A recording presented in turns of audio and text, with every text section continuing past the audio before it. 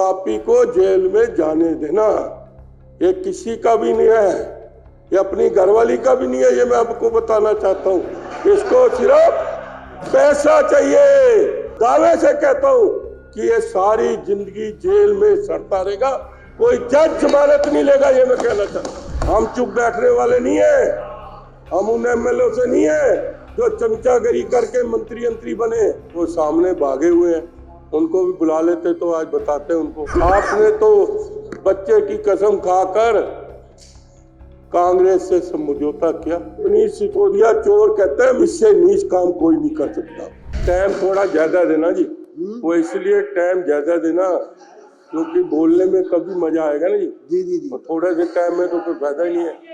हाँ जी, और वो सामने भागे हुए हैं, उनको भी बुला लेते तो आज बताते हैं उनको। कल तो बताया, आज अब बात आ गई इनकी निखटों की, जो कि इनके अगर मैं कारनामे शुरू करूं ना अध्यक्ष जी, क्योंकि हम तो दरी बिछाने वाले कार्य करते हैं, हमें तो सुबह ही पता लग जाता है क्या क्या समस्या है, कहाँ पर चोर बाजारी हो रही है।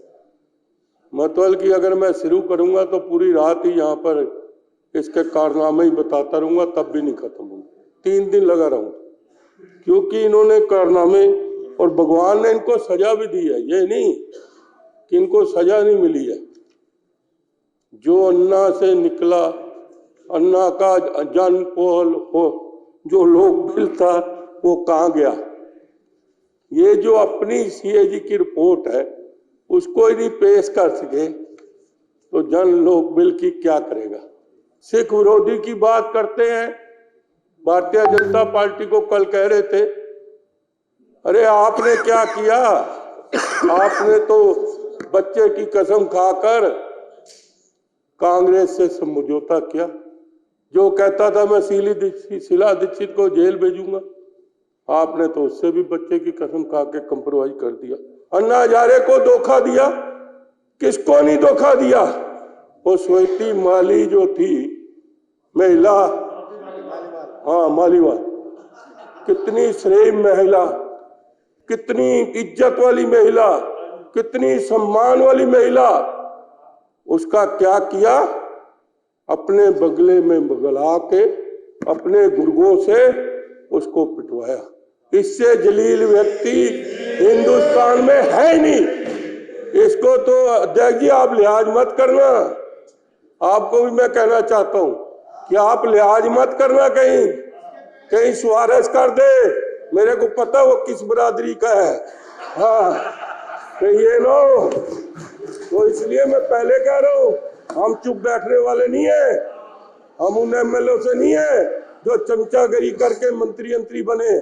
हमारे बस की नहीं है ये काम, हम तो खड़कू आदमी है, साफ बात कहते हैं। किसी की स्वार्थ मत मानना, क्योंकि ये स्वार्थ मानना वाला भी पापी होगा, क्योंकि जो उन्होंने पाप किए है उसको सजा मिलनी चाहिए। अगर आप सही तरह मुख्यमंत्री जी इसकी रिपोर्ट करें तो मैं दावे से कहता हूं कि ये सारी जिंदगी जेल में सड़ता रहेगा, कोई जज जमानत नहीं लेगा। ये मैं कहना चाहता हूं, क्योंकि इसने खाली कागजों पे साइन किए हुए हैं दिल्ली जल बोर्ड के टेंडरों पे। इसकी घरवाली के साइन है, ये मैं बताना चाहता हूँ। इसकी घरवाली के साइन है, जो आलीशान बंगला बनाए इसकी घरवाली ने ऑर्डर दिया, ये सामान मेरे को चाहिए। ये मैं इसलिए बताना चाहता हूँ आपको।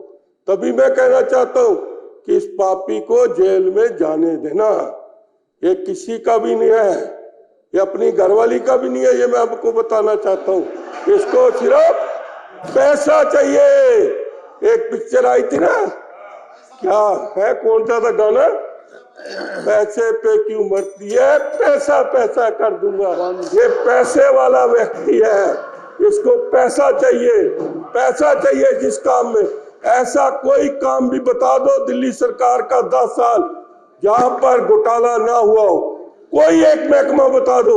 देखो कितने नीच व्यक्ति है ये, मेरे शब्द गलत निकल रहे हैं। इन्होंने जहां जहां दफ्तर खोले थे, दिल्ली जल बोर्ड वाले, दिल्ली सरकार के जो कम्युनिटी सेंटर है, जो डीडीएस सलम के अब दूसू कहते हैं कुछ ऐसे ही, हाँ दूषित, वहां पर जो दफ्तर खोले वहां पर सरकारी खर्चा हुआ, 20-20 कुर्सियां आई, एयर कंडीशन लगाया, ट्यूबें लगवाई, बड़े बड़े ऐसे जो बिजली के वो लगाए, लेकिन जिस दिन हारे, बड़े शर्म की बात है, मैं वीडियो लेके नहीं आया, गलती होगी मेरे से, मैं आपको बताता कि इन्होंने वो सारा सामान अपने अपने घर ले गए। ये मनीष सिसोदिया चोर कहते हैं। मैं इससे पूछना चाहता था कि एक नहीं है, मतलब कम से कम नहीं तो 15-15 10-10 दफ्तर खुले हैं।